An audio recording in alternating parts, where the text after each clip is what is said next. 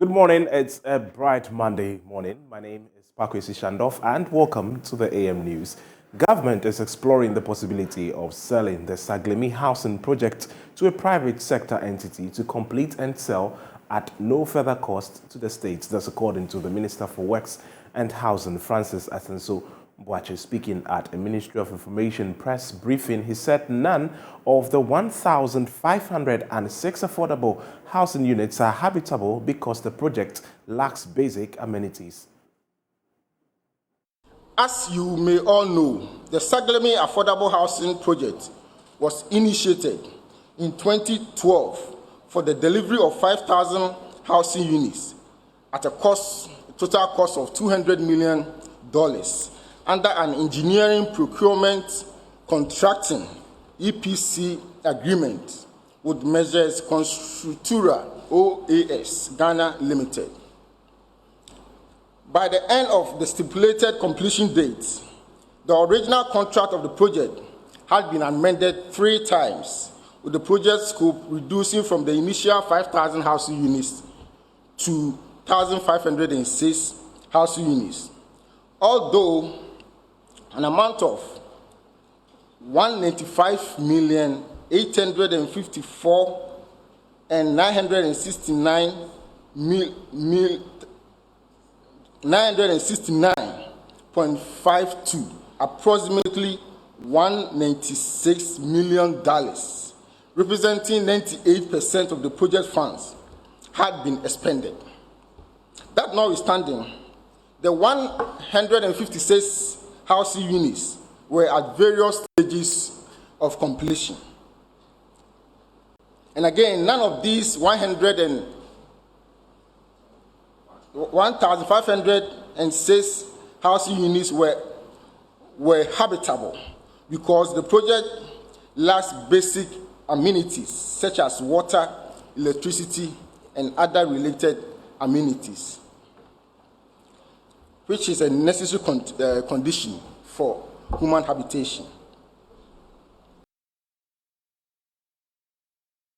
Away from that, now the Executive Director of the Environmental Protection Agency, Dr. Henry Kwabena Kokofu, says that the Greater Accra Regional Coordinating Council is working to retrieve some of the encroached Sakumono Ramsar site lands. Speaking at the World Biosphere Day in Cape Coast, he said the continuous encroachment of Ramsar sites in Ghana may have disastrous consequences for the country if such illegalities are not dealt with head-on. Richard Kojonyako has the rest of the details. Ramsar sites are identified wetland areas designated to be of environmental importance under the Ramsar Convention. The Ramsar Convention Treaty was signed in Ramsar in Iran in 1971 and became effective in 1975. And Ghana signed the Ramsar Convention on February 22, 1988. Wetlands help maintain the water table and also prevent flooding and reduce incidents of erosion. But today, many wetlands have been encroached upon. Speaking at the World Biosphere Day in Cape Coast, Executive Director of the Environmental Protection Agency, Dr. Henry Kwabena Kokofu, urged the regional coordinating councils to protect the wetlands in their areas. Ghana ratified the convention and the agreement to restore identifiable designated sites, and these are sites for people and for nature. Unfortunately, people being so greedy, you and I, decide to cheat nature. So what is reserved for nature, we want to take over all that. And we have a country where people think wetlands are wastelands. So unfortunate. So we've been able to conscientize people to understand this basic principle that you see a wetland somewhere, don't ever think it's a wasteland. It is also an important ecosystem resource that has its own potential and providing environmental systems, support to environmental systems. So yes, we have as a people destroyed most of the wetlands. We've encroached on them in the name of development, in the name of settlement. It is a bad idea. If you go to Sakumono, we've been able to retain a few acres of the land where EP has planted coconuts, and we are protecting together with Wildlife Division of the Forestry Commission of Ghana. My understanding was recently the RCC, together with our officers, undertook to retrieve those encroached lands.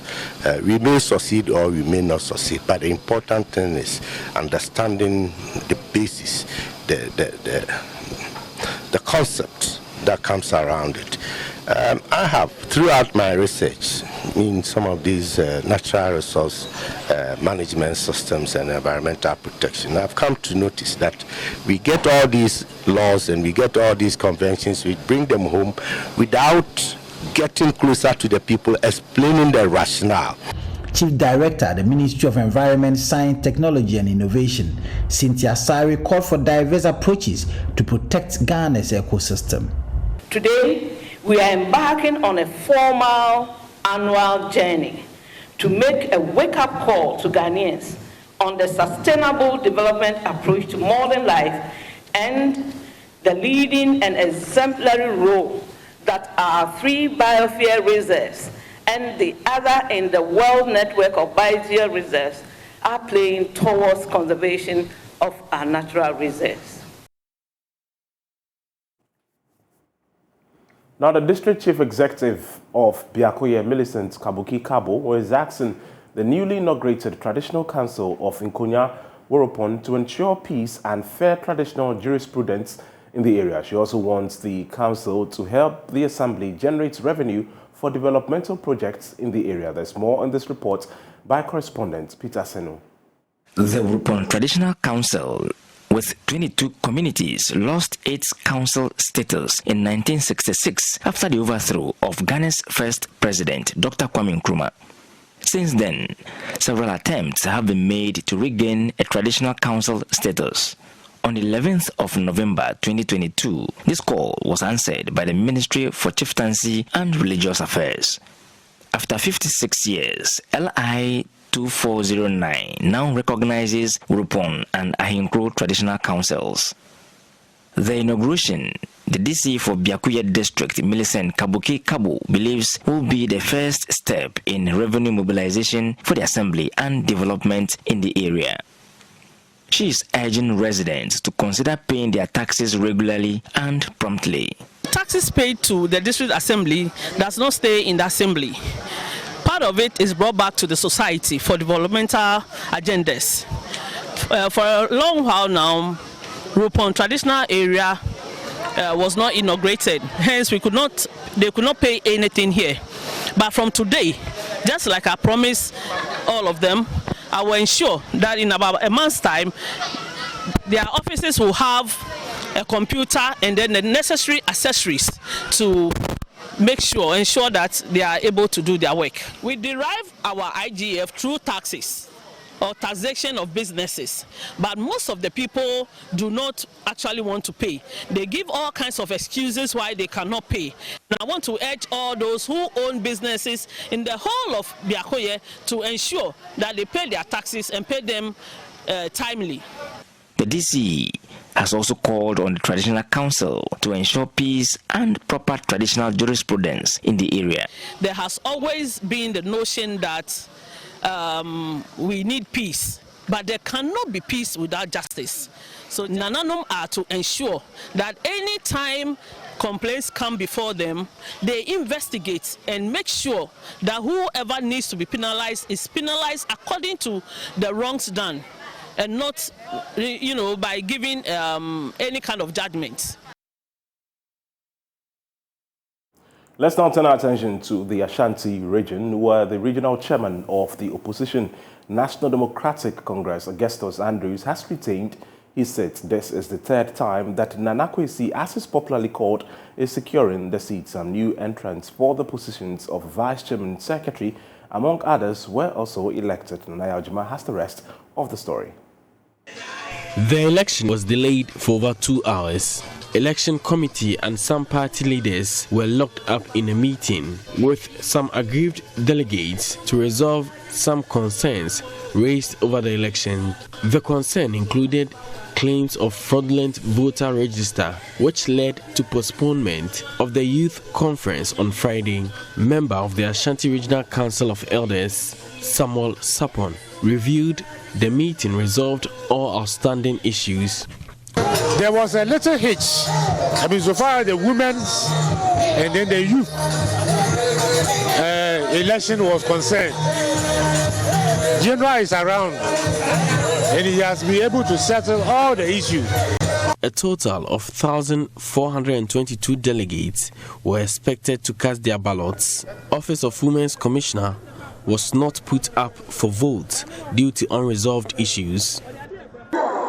Augustus Andrews, we have 637 votes. Incumbent chairman Augustus Andrews polled 637 votes against that of his closest contender, Evans Amankwa, who got 572 votes.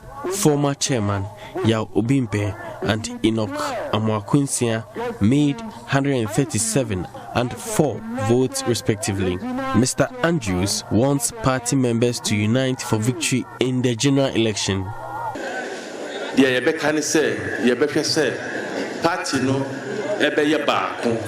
All we want is a united front. Let's all unite and work for the party.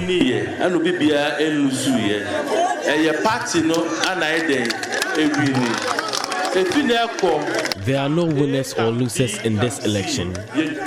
Let us do away with factions and work towards increasing our votes in the region. 2024 elections, you bet to me every need more seats. Not yet vote, so yet increasing. Meanwhile, some newly elected executives reviewed preparedness for the task ahead. We brought different visions whatsoever on board. We campaigned with different messages. We're going to sit as executive body, tailor them down and get one vision for the region. Delegates have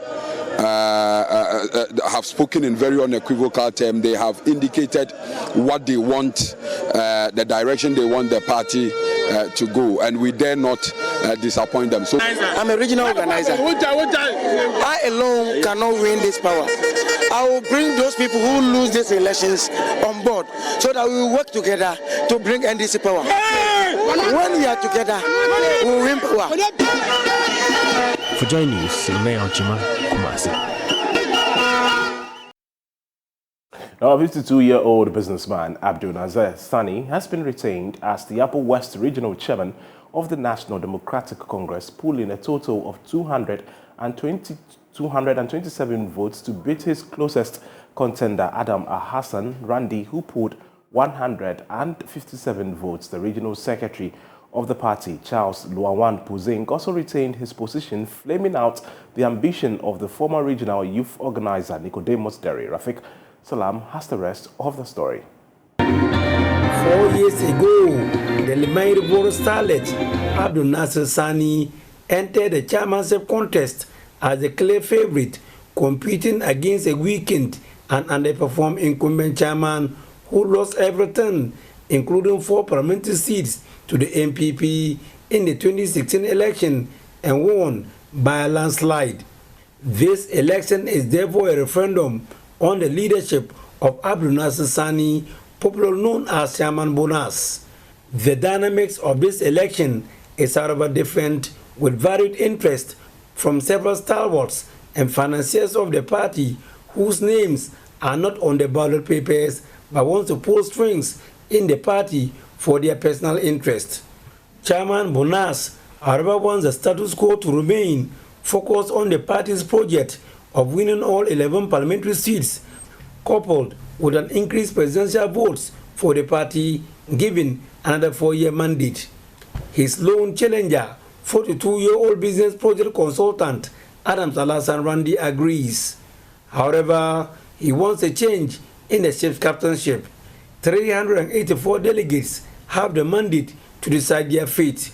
The choreographed arrangement of the voting hall did little to reduce the tension and deep-seated rift. The highest point was when Adams Randi stepped up to exchange pleasantries with a high table and was given a cold shoulder.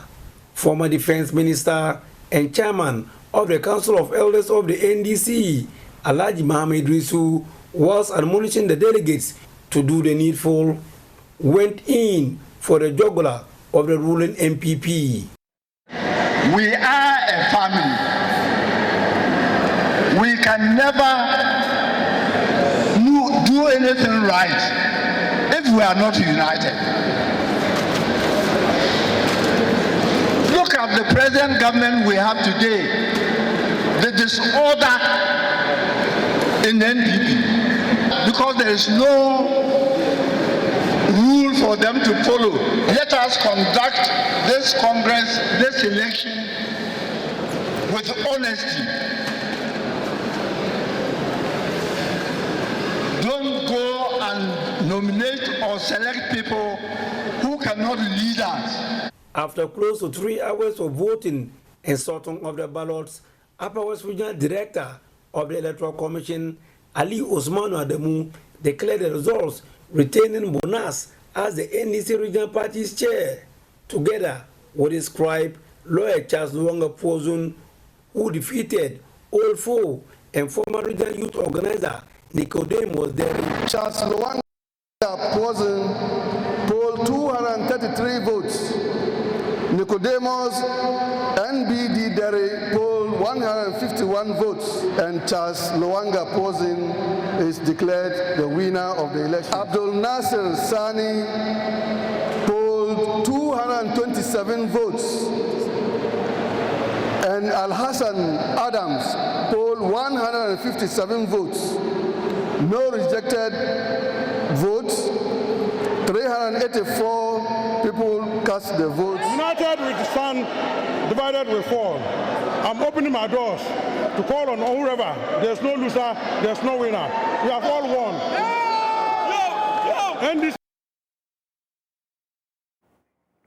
Now, there was near violence at the National Democratic Congress's election in Tamale after one of the contestants rejected the results, citing irregularities. His supporters tried to go through the barricade that was mounted to secure the counting area, forcing the Electoral Commission to halt the entire process. Northern Region's Martin Abugri has the rest of the details. The elections ended peacefully and the counting process completed, with only the declaration to be made. 61, 62, 63, 64, 65, 66.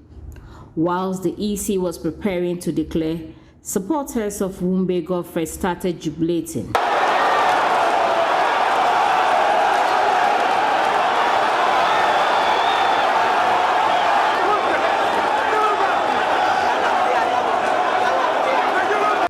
But it was cut short when supporters of Ali Adolf also started jubilating.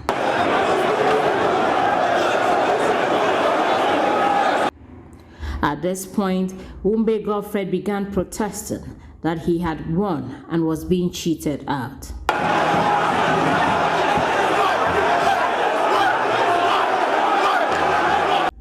Mr. Wumbe questioned why he had not been given the certified results.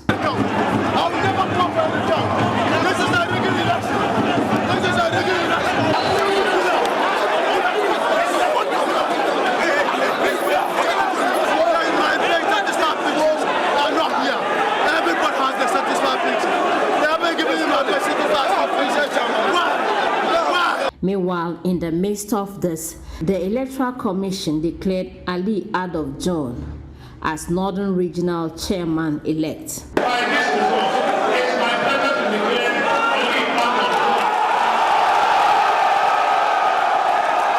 Whilst the vice chairmanship position went to Ahmed Al-Hassan and Abdul Mumin Husseini, the incumbent secretary, Mohammed Abdul Salam, retained his seat, whilst the deputy secretary, Zeblim Saka, also retained his seat. The organizer, Abubakar Abdullahi, also picked back his slot. The organizer, Abubakar Abdullahi, took back his position. The rest of the winners are Mohammed Seychelles, who beat 5 other contestants to pick up the deputy organizer position, while treasurer position went to Hajia Shamima, deputy treasurer Suhini Yalana, and communications Suleimana Mahamadou, deputy communications Abdullah Abu Sufyan, and Zongo Caucus Ajia Jamila Amadou.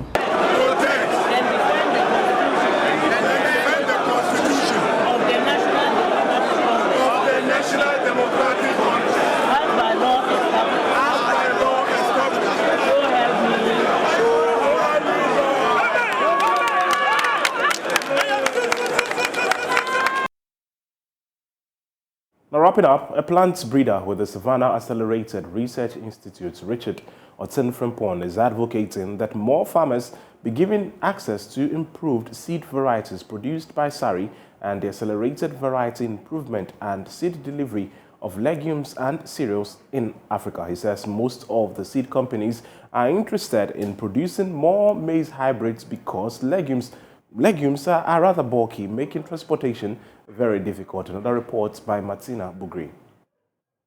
Speaking at a workshop organized by Avisa in collaboration with SARI for stakeholders in the agricultural sector, the plant breeder said the objective of SARI and Avisa is to make the new seed variety accessible to farmers at the local level. What we have is that most of the seed companies are more interested in doing the hybrids, and so they are doing a lot of the maize in the country. So important crops like the legumes that we have, like groundnut and cowpea, the seed system is not that well developed, and basically is because the market there is not that well developed for the farmers. However, we believe that these farmers should have access to this improved varieties, seeds of these improved varieties. And so our objective here is trying to come up with a model that will work out for the farmers. Project lead for Avisa, Chris Oju, said Avisa is concerned about the constraint experienced by farmers and post-farm value chain actors to add new variety to their portfolio. Project Avisa is accelerated variety improvement and seed systems for sorghum, cereals and legumes in Africa. We're looking at the seed systems. Seed systems is critical here because, as you all know, without seeds, all the good work that the breeders do or the researchers do cannot reach the farmers. So seed is the vehicle that carries the good technologies that are done by the researchers. Importantly, also, I would say that seed is the backbone of agriculture, because without seed, everything else doesn't work. Even if you have fertilizers don't germinate. We are doing very good research, good partnership with SARI in Ghana. Lots of varieties being released. We've just been told that recently we have 2 new groundnut varieties, we have 7 new cowpea varieties, and definitely there could be more released in the previous years, very recent years. A big question is not the number of varieties released. The question is the number of those good varieties in the farmers' hands and in the rest of the other stakeholders' hands. So that's why we have brought in multiple stakeholders to answer some of the very basic and very important questions about variety adoption.